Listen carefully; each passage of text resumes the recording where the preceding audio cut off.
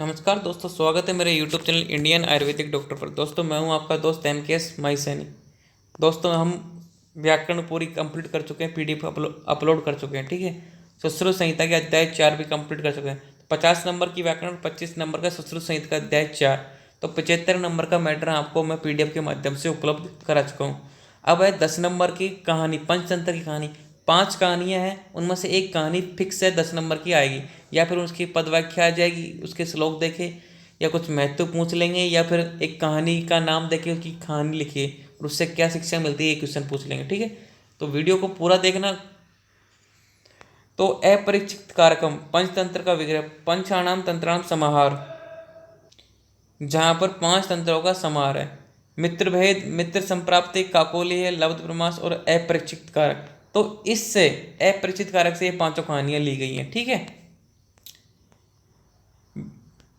सभी संस्करणों में विष्णु शर्मा का नाम अवश्य उपलब्ध होता है। कहानी लिखने का एक तरीका होता है, वो मैं लेक्चर्स वीडियो में बताऊंगा कि किस तरीके से कहानी लिखने से अच्छे नंबर मिलते हैं। 10 में से 8, 9, 10 में से 10 भी नंबर मिल सकते हैं। तो अपनी 5 कहानियां हैं: छपना कथा, ब्राह्मणी नकुल कथा, लवाविश चक्रधर कथा, सिंह कारक मूर्ख ब्राह्मण कथा और मूर्ख पंडित कथा। ठीक है, तो 5 कथाएं हैं, इनमें से एक कथा 10 नंबर में आती है। तो इस वीडियो में आपको मैं बताऊंगा कि कौन सी कथा के मैं PDF उपलब्ध करा रहा हूँ। तो मेरे 5 YouTube चैनल हैं, उनमें को सब्सक्राइब कीजिए।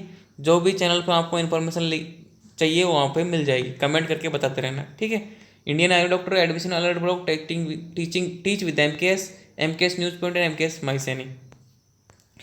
इस PDF में आपको 56 कथा मिलेगी। ठीक है, काफ़ी लेंथी कथा है, इसका आपको हिंदी स्टडी करनी है, इसका महत्व समझना है और इनके कोटेशन को एक बार याद होना हो, लेकिन इनको देखना जरूरी है, क्योंकि कभी कभी इन्हीं कोटेशनों को कहानी न पूछ के इन कोटेशनों की पद व्याख्या पूछ सकते हैं, इनका सही विस्तार व्याख्या पूछ सकते हैं, आपसे पूछ सकती है कौन सी कहानी से लिया गया है।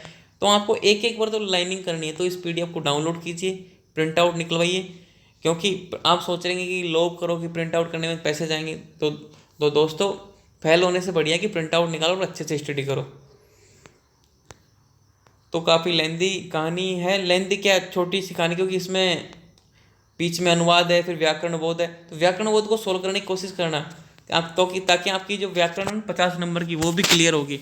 तो सुश्रुत संहिता के अध्याय 4 में व्याकरण बोध है और कहानियों में व्याकरण बोध है। इन दोनों को जब आप सोल्व करोगे ना, तो आपको अच्छा भी लगेगा, आनंद भी आएगा, और आपकी जो व्याकरण है ना 50 नंबर की वो क्लियर होगी, ईजी वे में समझ में आएगी।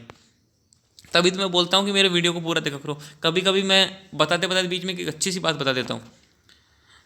तो इस तरह से 15 पेज हैं इसमें, आराम से इसको डाउनलोड कीजिए, प्रिंट आउट निकलवाइए, एक कहानी आपकी कंप्लीट हुई। नेक्स्ट कहानी मैं जल्दी अपलोड करूँगा। Thank you. चैनल को सब्सक्राइब करना मत भूलना और कमेंट करके बताते रहना कि हर वीडियो पे, अगर आपको हर वीडियो से हेल्प मिल रही है तो हर वीडियो को बताते रहना कि सर हमको हेल्प मिल रही है, तो ताकि मुझे ही प्रोत्साहन मिले।